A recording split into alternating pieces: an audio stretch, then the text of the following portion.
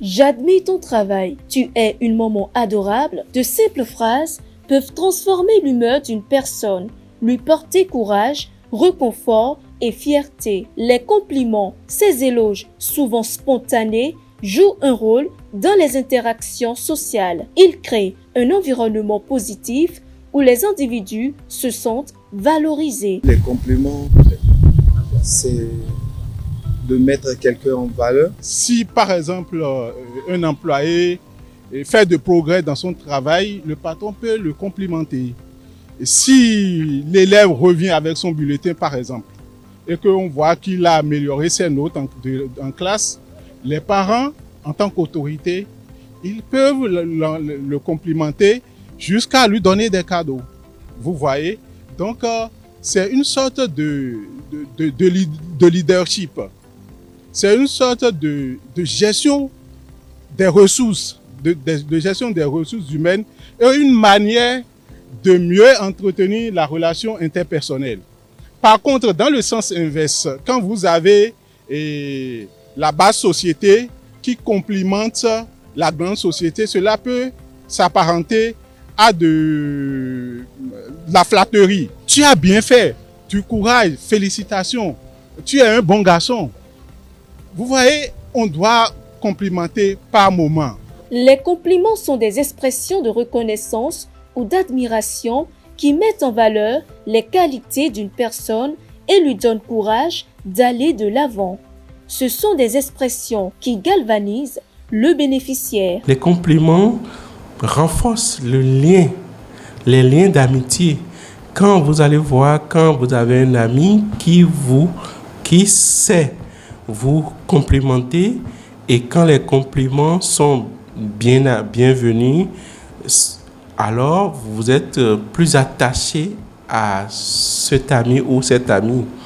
Les compliments renforcent les relations d'amitié et les compliments vous font sentir bien. Vous êtes bien motivé pour faire le travail que vous avez à faire. Cet habit te va bien. Tu es très belle. Là, c'est plus authentique. Tu es compétent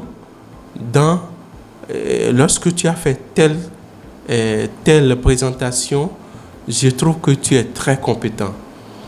Alors, cette manière de complimenter est plus authentique que de dire tu es compétent en l'air. Donc, même je te remercie, merci pour telle chose que tu as fait. Merci pour m'avoir rendu ce service. C'est plus authentique que de dire merci en l'air. Les compliments augmentent le bonheur et le bien-être. C'est important, les compliments, quand vous êtes aussi en contexte d'éducation. Cependant, tous les compliments ne sont pas perçus de la même manière. Certains peuvent être jugés superficiels. Selon le psychologue, trop vanter les mérites d'une personne est nuisible. Alors, les compliments aussi peuvent être négatifs, peuvent apporter de préjudice à celui qui reçoit et à celui qui donne aussi. Quand vous complimentez quelqu'un pour avoir quelque chose, ça entre dans la flatterie. Il y a trop de compliments aussi, cela aussi peut nuire à la personne. Quand vous complimentez trop, cela peut ne pas avoir les effets et cela parfois aussi peut amener la personne, ça peut créer un épuisement psychologique. La personne est en quête de compliments. Ce qui va faire qu'il va faire des choses juste pour avoir des compliments, et plus il n'a pas de compliments, plus il est stressé, plus il peut même tomber dans l'anxiété et dans la dépression quand il fournit des efforts pour avoir des compliments.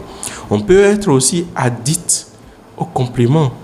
Quand on ne me complimente pas, je ne me sens pas bien. Il est important de complimenter quelqu'un de temps en temps, surtout en milieu du travail, pour créer un environnement dans lequel l'agent se sent valorisé. Alors nous exhortons les parents à faire des compliments authentiques, à savoir utiliser les compliments pour avoir le meilleur de leurs enfants.